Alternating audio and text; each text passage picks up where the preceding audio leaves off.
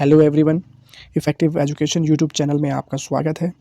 आज हम इस वीडियो में क्लास 12th की बुक अकाउंटेंसी का first chapter not for profit organisation का सेकंड पार्ट आपके लिए लेकर आए हैं। फर्स्ट पार्ट की वीडियो ऑलरेडी बना दी गई है, जिसे आप प्लेलिस्ट से चेक कर सकते हैं। इस वीडियो में आज हम रिसीप्ट्स एंड पेमेंट अकाउंट की मीनिंग, इसका फॉर्मेट और इसे कैसे प्रिपेयर किया जाता है ये समझेंगे। तो चलिए शुरू करते हैं इसकी मीनिंग।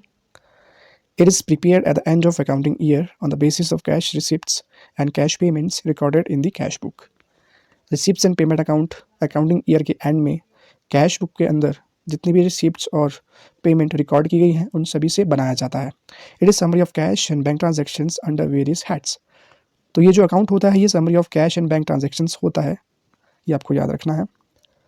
अगर हम बात करते हैं रिसिप्ट साइड, यानी कि वो डेबिट साइड होती है, तो डेबिट साइड आपको सभी रिसिप्ट्स रिकॉर्ड करनी होती हैं, लिखनी होती है। एग्जांपल के तौर पे हम कह सकते हैं जैसे कि सब्सक्रिप्शन रिसीव हो रहा होगा, और इसके अलावा जैसे कि डोनेशन से रिसीव हो रही हैं, एंट्रांस फीस है, लाइव मेंबरशिप फ़ीस है। जितनी भी रिसिप्ट्स होंगी आपको डेबिट साइड लिखनी है, और क्रेडिट साइड में आपको सभी पेमेंट्स लिखनी होती हैं। फॉर एग्जांपल जैसे कि रेंट पे हो रहा है, सैलरी पे कर रहे हैं आप, इलेक्ट्रिकल कोई भी चार्जेस पे कर रहे हैं, तो वो सभी पेमेंट्स आपको पेमेंट साइड यानी कि क्रेडिट साइड रिकॉर्ड करनी है। सबसे इंपॉर्टेंट बात, आपको दो चीज़ें याद रखनी है। पहली चीज़ आपको रिसीप्ट्स एंड पेमेंट अकाउंट से जुड़ी हुई आपको याद रखनी ये है कि इस अकाउंट में किसी भी टाइम रिलेटेड ट्रांजेक्शन, वो चाहे आपकी प्रीवियस ईयर से रिलेटेड हो, करंट ईयर से रिलेटेड हो या फ्यूचर ईयर से रिलेटेड हो, तीनों टाइम पीरियड की आइटम्स को रिकॉर्ड किया जाता है। पहली चीज़ ये हो गई। दूसरी चीज़ आपको याद रखना है कि इस अकाउंट के अंडर जो आइटम्स की जो नेचर होते हैं, रिवेन्यू नेचर और कैपिटल नेचर, दोनों नेचर की आइटम्स को रिकॉर्ड किया जाता है। रिवेन्यू नेचर की आइटम्स वे आइटम्स होती हैं जो डेली बेसिस पे होती है, वो चाहे आपकी रिसीव हो चाहे पेमेंट हो। और कैपिटल नेचर की आइटम्स वो आइटम्स होती हैं जो स्पेसिफिक होती है, बहुत कम होती हैं और इसका अमाउंट थोड़ा ज़्यादा होता है। तो इसमें दोनों टाइप्स की आइटम्स इसमें रिकॉर्ड की जाएगी, वो चाहे आपकी रिवेन्यू नेचर की हो चाहे कैपिटल नेचर की हो। तो ये आपको याद रखना है।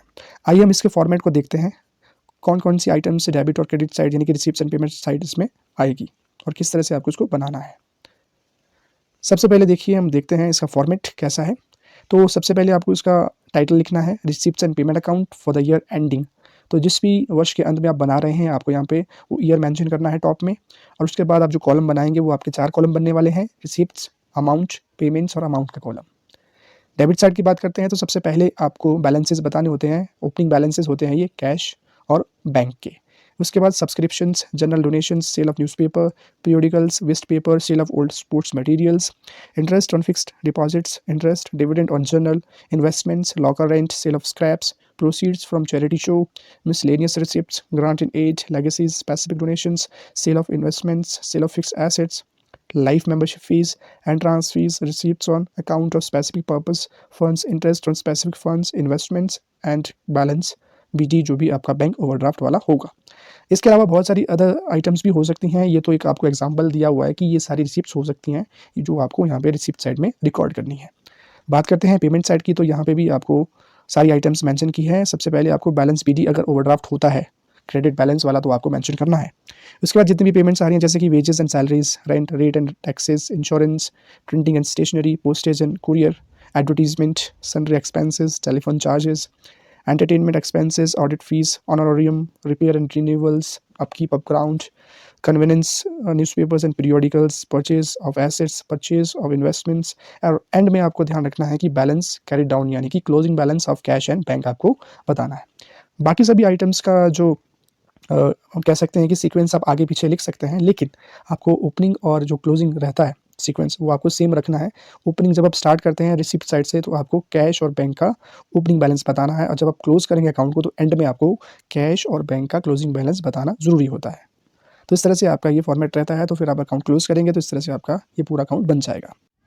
आइए अब हम इसके कुछ सेलिएंट फीचर्स देखते हैं। फर्स्ट फीचर है, it is a summary of cash book, यानी कि receipts and payment account summary of cash book होता है। डेबिट साइड में सभी रिसीप्ट्स और क्रेडिट साइड में सभी पेमेंट्स को रिकॉर्ड किया जाता है। सेकंड फीचर है, it shows the total amount of receipts and payment irrespective of the period to which they pertain, यानी कि रिसीप्ट्स एंड पेमेंट अकाउंट में सभी आइटम्स को रिकॉर्ड किया जाएगा, वो चाहे आपके प्रीवियस ईयर से रिलेटेड हो, करंट ईयर से रिलेटेड हो या फिर फ्यूचर से रिलेटेड हो। तीनों पॉइंट ऑफ टाइम की सभी आइटम्स को रिकॉर्ड किया जाता है। बस वो आपकी कैश में होनी चाहिए, नॉन कैश नहीं होनी चाहिए। थर्ड पॉइंट है, it includes all receipts and payment whether they are of capital nature और ऑफ रिवेन्यू नेचर। इसमें सभी आइटम्स को रिकॉर्ड किया जाएगा, वो चाहे आपकी कैपिटल नेचर की हो या फिर वो रिवेन्यू नेचर की हो, तो दोनों नेचर्स की वैल्यूज़ को इसमें लिखा जाता है, रिकॉर्ड किया जाता है। आइए अब हम इलस्ट्रेशन को समझते हैं और इसे सॉल्व करने की कोशिश करते हैं। फर्स्ट इलस्ट्रेशन है हमारे पास, from the following particulars relating to Silver Point prepare a receipts and payment account of the year ending March 31, 2017। तो हमसे कहा गया है कि मार्च 31, 2017 को ख़त्म होने वाले ईयर में हमें रिसीप्ट्स एंड पेमेंट अकाउंट बनाने हैं सिल्वर पॉइंट्स के। तो ये हमें आगे दिए गए हैं कुछ इससे जुड़ी हुई इन्फॉर्मेशन। सबसे पहले ओपनिंग बैलेंस दिया गया है कैश एंड बैंक का, तो हमें इसे ही सबसे पहले रिसीप्ट अकाउंट में डेबिट साइड में लिखना होता है। उसके बाद सब्सक्रिप्शन हमें दी गई है 15, 16, 16, 17 और 17, 18, तो तीनों सब्सक्रिप्शन भी हमें रिसीप्ट साइड लिखनी है। इन सभी का टोटल जैसे कि 9000 यहाँ पे दिया गया है, तो एज इट इज़ हमें इनको रिकॉर्ड करना है debit side of receipts and payment account. उसके बाद सेल ऑफ रिफ्रेशमेंट्स और एंट्रांस फीस रिसिप्ट की भी रिसिप्ट साइड आएगी, तो ये भी हमें एज इट इज़ लिखना है। Sale of old sports material, donation receipt for pavilion, इन दोनों को भी हमें रिसिप्ट साइड लिखना है क्योंकि हमें पैसा रिसीव हो रहा है।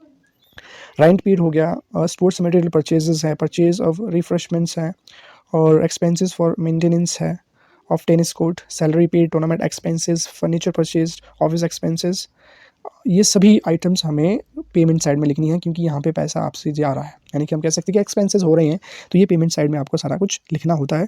और क्लोजिंग कैश इन हैंड भी हमें दे रखा है 400, तो ये भी हमें एंड में लिखना है पेमेंट साइड में।